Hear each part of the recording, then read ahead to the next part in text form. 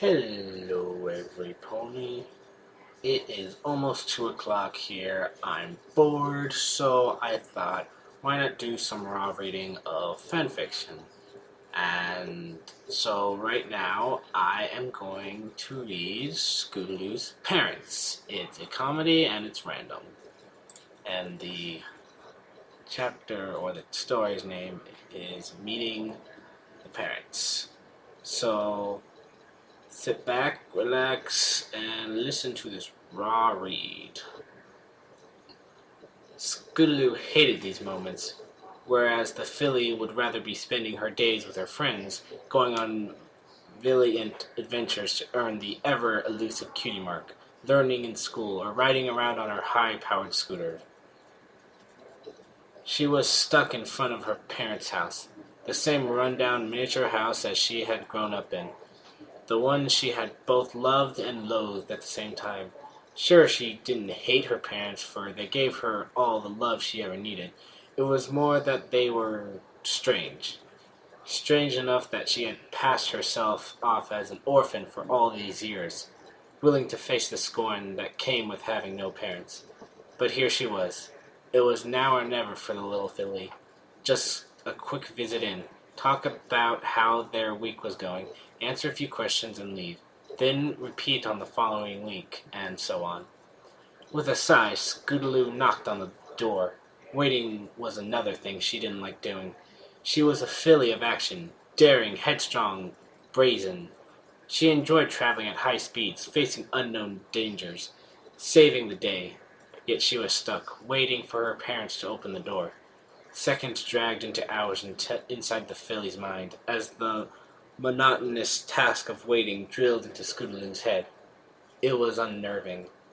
Like that time just a couple days ago when she was sure she had earned her cutie mark in fencing. Of course, it had turned out to be a cut on her flank rather than a cutie mark that boasted her talents of being an astounding fencer. After waiting for what seemed like hours, the door slowly crept open. Scootaloo, not wanting to wait outside for any longer, pushed the door open all the way, peering inside the house. Scootaloo saw that the house was in the same chaotic mess as just about every other week. Hay had been cast haphazardly around the place, giving the place the appearance of a badly kept barn. Multiple beds in disarray lined the walls, as if spectral specters were hiding under each one, watching her with malicious intent. Oh, okay. Multiple beds in disarray lined the walls, as if spectral specters were hiding under each one, watching her with malicious intent. The walls were chipped, creating small holes through which the wind from the fall afternoon rushed in. There was a slightly musty smell, as if somebody had hung up a pair of old socks inside the place, and the smell had slowly engulfed it. "Hello?" Scootaloo called out, taking a few cautious steps inside. "Bark!" came an ever-familiar sound of his father. "Bark, bark, bark, bark, bark, bark, bark." "Oh, no." "Dad?" Scootaloo said, followed by a small squeak. She rushed over to her father and pulled him into a tight hug. Her eyes scanned over her father, taking in every single detail. "You haven't changed a bit since I last saw you." Her father was the alpha chicken of the coop. Why did I read this? The strongest and bravest there had ever been. While most of the chickens inside Fluttershy's chicken coop lived up to their species name, her dad had outstared a cockatrice, beat up a dragon, and tamed a manticore. Her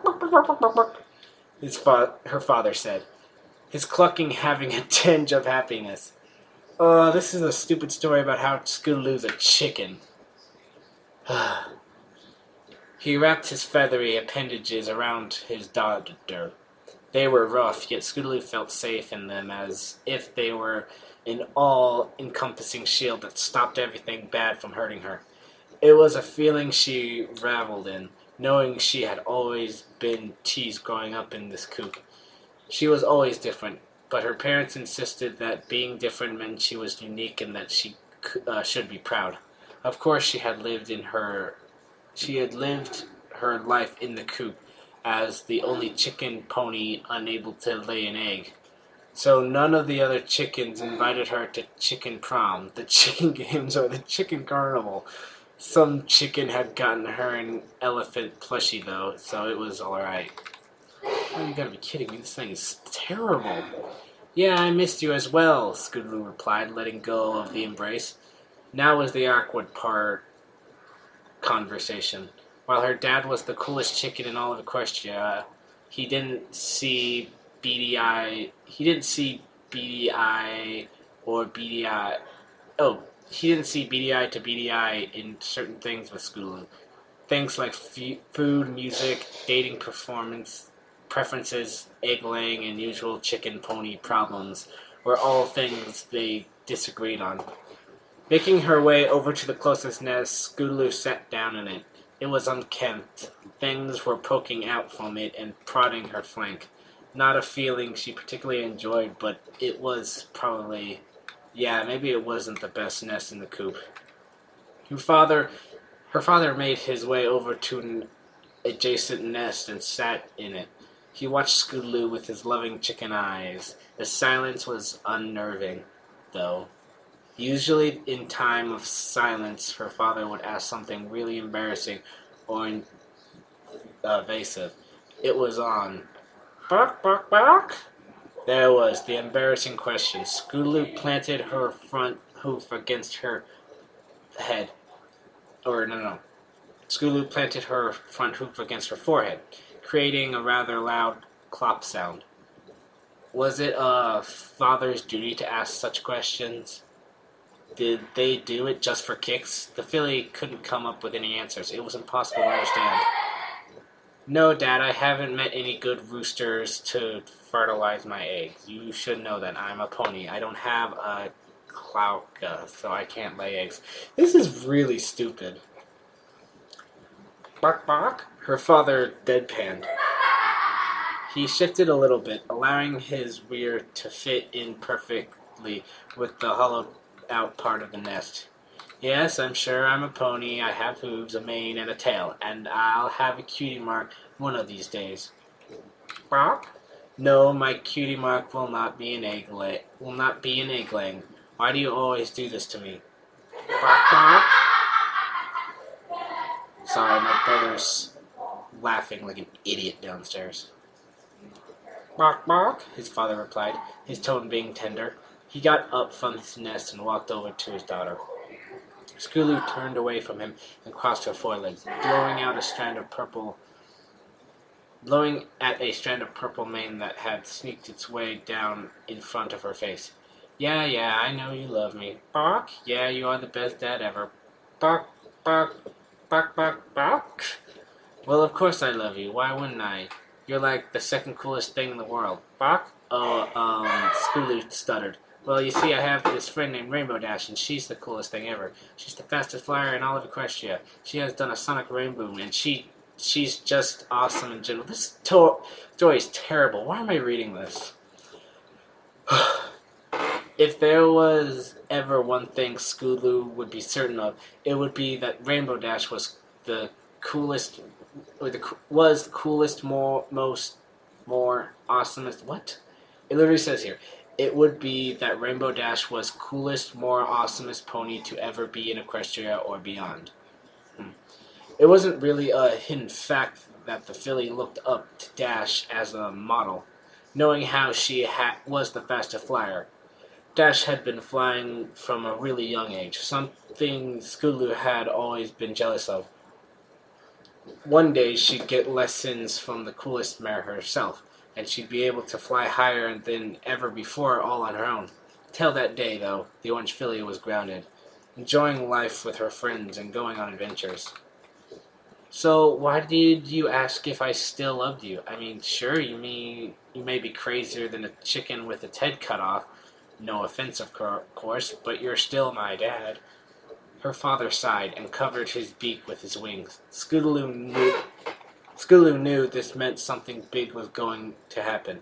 Not just big. Whenever he did that, something huge was going to happen. Something that could change her entire life. It had happened before when she was told she wasn't a chicken. How awful that day was for the filly. The scorn she had received for being different had nearly doubled within 5 hours of her epinency for her species. Hours of her epiphany for her species. Bark, bark, her father called out, although his voice was slightly muffled by his feathery appendage. Bark, bark, came a familiar voice, one that Scootaloo had listened to for years, the one that helped soothe her to sleep after the mean chickens would get to her, the one that would reassure her in times of doubt that she was special, the one that told her great things would happen in her life, the beautiful voice of her mother. This story is so stupid. I don't even know why I'm still reading it. I might not even finish it. You're just going to have to read it yourself if I don't decide to finish it, because this is literally the worst story I've ever read. Scootaloo lit up at the sound of her mother's voice. She was a beautiful white chicken. Well, beautiful in terms of being a chicken. Her body was lean, yet she was strong. She had a heart of gold and loved caring for other hens' chicks. Well, when Fluttershy wasn't cuddling them all. Her red eyes glistened brightly on a sunny day, as if the sun itself wanted to showcase them. Her mother walked into the coop, but it was quickly evident something was wrong. Her brow was furrowed, as if she was deep in thought. There were small, wet blotches around her forehead, something Scootaloo assumed was sweat. She walked briskly over to her husband and pulled him aside. Scootaloo watched as the two chickens, her loving parents, talked in a hushed tone. Every now and then, one of them would shoot her a worried look. Scootaloo couldn't shake the feeling that something bad was going to happen. Sweat started to bead her forehead. Every thread of thought in the fabric of her mind was a negative scenario she didn't want to happen. Her parents loved her, though, right? They both looked healthy, so it couldn't be concerning them. Was it her? Did something happen to her that only her parents knew about? They wouldn't keep a secret from their own daughter, right? Bark, bark, bark, her mother said, her voice carrying a hint of sadness. Yes, I still love you. Is something wrong? Bark, bark, bark, bark, bark, bark, bark, her mother said. Scootaloo was confused. Why were her parents reassuring her? The filly knew her parents loved her. Something was off, and Scootaloo needed to know what was wrong. Do you guys have something to tell me? Bark, bark, bark, her father said. Yes, you said that you knew I was going to go up a strong pony someday many times. Bark, bark, bark, bark, her mother said. Her voice was weighed down by an anvil of depression. Scootaloo couldn't take this, the way her parents were avoiding telling the truth. Can you guys just say it already? A small tear escaped her father's eyes. Bark, bark, bark, bark. I'm gonna guess it's something like, I don't know. Yeah, adopted. I can see that. No, Scootaloo whispered. She couldn't believe this. There was no way that was possible. Ever since she was a filly, she remembered growing up with her parents. But it would explain why she was a pony. Her entire world collapsed around her, like a deck of cards in a strong wind. Everything she had been told in her life had been a lie. Her parents, who she had shared unconditional love with for all these years, weren't even her real parents. I can't be adopted. Bark, bark. But that means one thing. If these chickens weren't her parents, who was? Elizabeth, do you happen to know who my real parents are? The chicken shook her head no. The filly hung her head dejectedly. That means that she had really been an orphan this entire time. No, a voice in her head brimming with confidence said, a voice that was completely unknown to her, but one that she instantly felt comforting. This just means I can go out and find my parents. This means I can go on an adventure, earn my cutie mark, and find my real parents. All at, Scootaloo, a voice called. Scootaloo turned her head to see Fluttershy standing in front of the chicken coop, watching her with a questioning gaze. Scootaloo's eyes dilated until the white of her eyes vanished. How could she explain this to Fluttershy? Would she be able to explain this to her? I can explain, Scootaloo started. stuttered, trying to come up with a sentence that would explain why exactly she was in a chicken coop, without giving away the fact she was visiting her parents. Well, the parents that had adopted her. Oh, don't worry, Scootaloo. Every pony loves the chickens. They're just so snuggly wuggly and so cute, Fluttershy said in her motherly voice.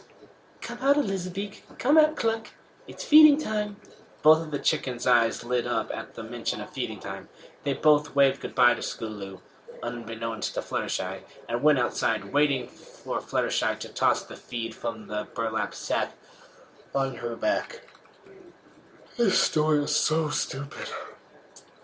Scootaloo stayed in the coop, watching the parents that had adopted her. She couldn't fully grasp the idea that she was adopted. Why her parents lied to her all these years. Was it to protect her? She knew they had loved her like any real parent would, but where did she come from? And more importantly, who were her real parents? Why were they ponies? Was she possibly a robot? There was only robot. There was only one thing left to do for Scootaloo, and she needed to do it right away. Give me a minute to scratch my hair. Okay. All right, Philly, Scootaloo called out.